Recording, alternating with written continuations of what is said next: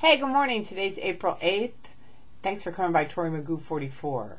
I was going to do a whole video on Scientology front groups again because people keep calling me about them and I know you're interested in them, but I just found an excellent one that is way better than anything I could do. So I'm going to put the link on that. Please click on it and watch it because it's really key. It is one of the ways they sneak into things. But also a lot of people have recently contacted me worried that Scientology is really expanding and things like that. And I want you to know, from my opinion, having lived in it, been in it for 30 years, escaped out in 2000, been out as a critic for 10 years, they are falling like mad. You can just walk around their organizations and see there's very few people in them anymore. They're not jumping like they used to be jumping. And that's because people have access to the knowledge about things like this front group, their front groups, Scientology, people like myself who did up through OT7, etc. So I'm also going to give you just a little bit of a background on how I originally started with OSA, just so that you get an idea of how this happened, okay, and kind of the back end of it. Okay, so we moved from Los Angeles to actually Tampa. Well, originally we moved to Fort Myers around my mom, but then it was like this was going to be too much of my mom, you got to do this, that, kind of typical mom thing. And we were like, get me out of here. So we moved up to Tampa, outside of Tampa, Brandon. And that was very lonely. It was just one, now it's apparently a jumping area, but at the time, this was in 79, it was just a little bedroom community, just a little, very small group of houses, and everybody went to work, and I was a stay-at-home mom with my son, teaching him, kind of home educating him when he was 2, right? So then I said, let's move over to Clearwater and kind of be near Scientology, right? So we moved over to right next to Clearwater, which is Largo, right? We moved there. I think the mayor of Largo has recently been on the news and stuff like that. But anyway, we moved there, and a guy named Milt calls me into his office. And at the time, tons of people were cruising down Fort Harrison Boulevard, honk out Scientology, stamp out Scientology, get rid of it. So Milt calls me in his office, and I'd never been around people that were that antagonistic to Scientology. It was like, wow, these people are like really, really, they hate Scientology, right? And they did. But I didn't know why. I was just like, okay, whatever. Now, you have to get, I'd been in it at that time since 1969, it's 79, so I'd been in it about 10 years, but I was pretty well conditioned by then. I was, I think, clear. I hadn't done my OT levels yet.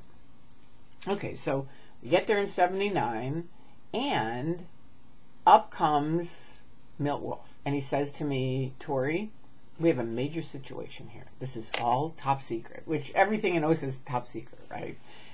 Not always, but oftentimes they have somebody that, for me, they were always doing these top secret things that, don't tell anybody except a few people that they were going to invite into it, that I could invite into it.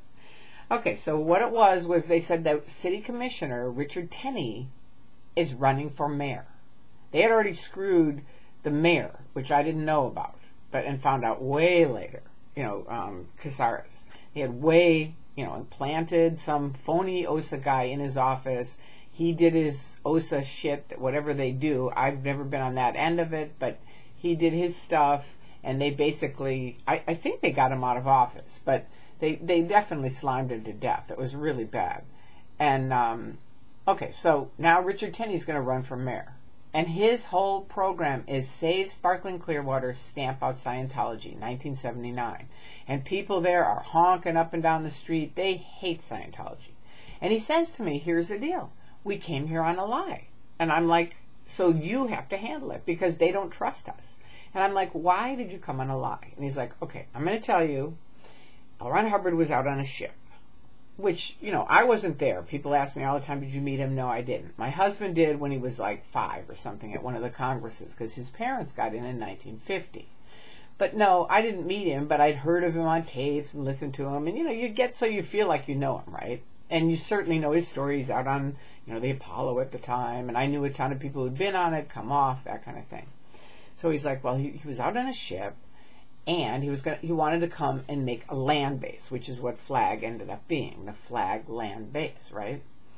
But he found out that the FBI were there and they were going to plant drugs on the ship and pretend L. Ron Hubbard was dealing and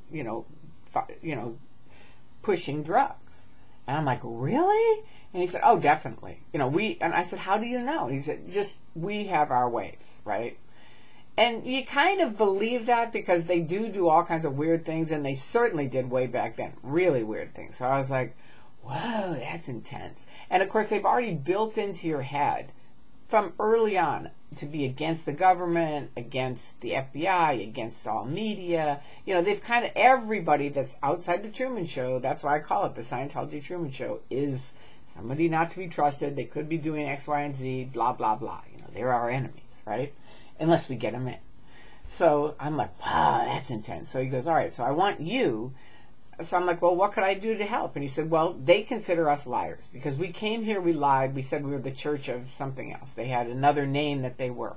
We didn't say we were Scientology because we didn't think they'd... Oh, that's right, I left that out. They were in Georgia. They found out that the FBI were going to come onto the ship, so they zoomed around to Florida, to Clearwater, came on land, bought the Fort Harrison Hotel. But they didn't say they were Scientologists because they were afraid of these FBI guys, right? That's what he said.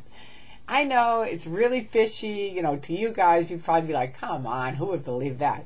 But remember, I'm in a mind control cult. And unless you've studied what is a cult, you've studied mind control, please don't tell me you would never do it. Because, they're very tricky. I've talked to academics who study cults, and they say literally anybody could get trapped in a cult if you're at the wrong place at the wrong time, which I definitely was. Okay, so I believe them. I'm willing to help. I'm all for Scientology. You've seen my video. The last video I did just yesterday or a couple days ago has a link to me when I was in, and I'm really pitching the new OT5 rundowns. That isn't because somebody made me, which people have been saying. It's because I truly and honestly was not winning on OT7. It wasn't working for me. It wasn't working for a lot of people. So this guy breezes in and says, here's why. It's just like if you were going to cook. Let's say you're cooking and now you've moved up to being like the top chef. You've gone to the best of schools, right? And all of a sudden now you find out that you're really not that good of a chef. And you can't really cook good at all. But all these people expect you to be really good because you've gone to this special school, right? But the truth is the special school, it's a tricky analogy because cooking, you can really learn how to cook. And this is the thing where you really can't, it doesn't really deliver what they promise, right? So it's a little bit different. But anyway, point being, I really believed it when I was on OT7 that it did work. And so then when it didn't, and he came in and said, well, you need these new OT5 rundowns, I was like, that's what it is. And so was everybody else. We were all very relieved. Okay, it isn't us. It isn't, the tack. It's that we were missing something, right? So there you go. So that's how that was. So now back to Clearwater. Okay, so I start going to these meetings, and he says, just ask general questions like, how come we only have one fire department? What are you doing about drugs? That kind of thing.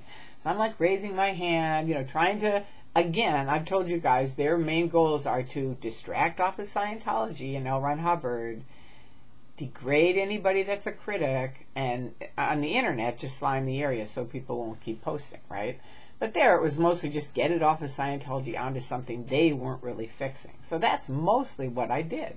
And I finally said, these people think we are the devils. They do. They don't like us. There's no point in me keep going to these meetings, which I had gone to a number of them. But I said, they need to meet some real Scientologists, because the people in Scientology, I've said this a million times, they're very nice people, not the people that come out and handle you if you're picketing. Those guys are weird, and they're going to stay weird, and I can't explain it. Even when I was in, as OSA, you can see me on Mark Bunker's thing. Okay, granted, I'm better now, but I still wasn't as bad as those weird guys that are like, what are your overts, what are your crimes? And I used to say, they sound like morons. I would be the same. I would pick it 5 days longer if somebody came out and said that to me and acted like that and treated me like that. It's not right. And it's not even really what Hubbard, in his basic policies, that he, those violate all of those. So even when I was in, I was saying, no, I'm not going to do this. I'm not going to act like that. So now here I am, and I'm basically working on trying to get Richard Tenney people to understand this guy's just here to get rid of Scientology. That's his main thing. So let's have a party. And so we had a party, but the deal was you couldn't say anything about Scientology. You couldn't pitch it, because I knew Scientologists were kind of compulsively pitching Scientology. And I was like, why don't you tell them you're a realtor, you're a teacher, talk about things that are real that people can understand. Wow, this is a real person, right? And it really worked. The voting thing was right after that. Richard Tenney got voted out of office, which I'm sorry about now. I mean, there's nothing I can do. At the time, I really believed I was being a good Scientologist, helping them, helping my church, all that.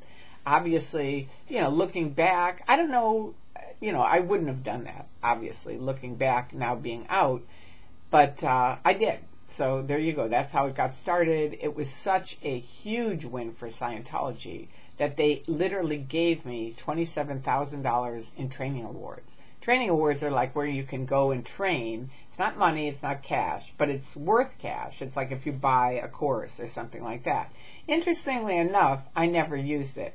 I don't think I really felt good about it even when I was in, but I couldn't consciously make that decision, but I never did use the $27,000. So they still owe me that, but they won't. They're really sleazy on training awards anyway, because they change it all the time, what they're going to use, what they're not, that kind of thing. But that's how I originally got started with those. So soon after that, we moved back to Los Angeles, and, all the rest of it rolled in, asked Tori to come help us on this, that. And it was pretty much things that were, I was there out in the front doing stuff. But, I really believed what I was doing was the right thing at the time. And unfortunately, a lot of people believe what they're doing is the right thing. The bottom line, where the rubber meets the road, because you can say, well, who should I believe? But the difference is I could not and would not read anything critical of L. Ron Hubbard. Nothing. Right?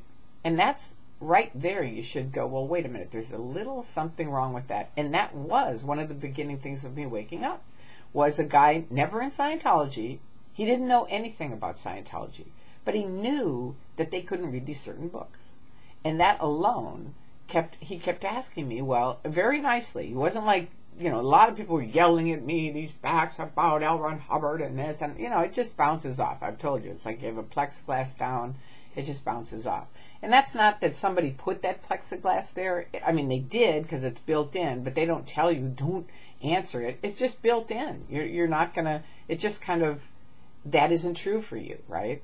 But this guy, just like music can get, I tell you all the time, music can get underneath a door, right? That's why I love Anonymous when they're dancing and they got the music going, because I know that can get through to Scientologists, right? And it did. That one girl that called her mom and said, they're having such a good time. I realized I could be there with them. Please come pick me up. She's out. She's free because of that, because of the dancing, because of, hey, they're having a good time. Let's go, right?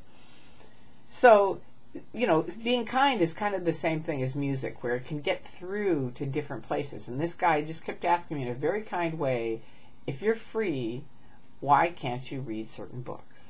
And that got to me. It got to my heart. It really got to me. And I remember laying in bed at night thinking, there is something to that. Now, I didn't read the books for years. I mean, even after I got out, I just started reading some of the real critical books of L. Ron Hubbard and stuff like that. Because at first when I left, I didn't want to know. I was sick of him. I was like, enough. I left because of David Miscavige, mostly. But then as I got educated on Hubbard, now I've gotten more interested in learning about him. But anyway, that's how I originally got into working with the Office of Special Affairs. And their front groups are very tricky, kind of the same way. They're very insidious. And this video that I'm putting the link up to, please watch it, because it is very good, and it does show you some of the front groups that they have. They have many, but they're very much failing, because of the education on the internet. So thanks, keep it up. Have a fantastic weekend. I love you all, and I'll talk to you soon.